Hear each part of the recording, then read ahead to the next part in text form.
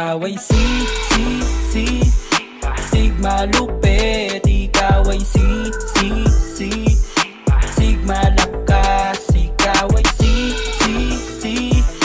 Sigma ganda. Sis, baka pwedeng maging baby kita. Let's go.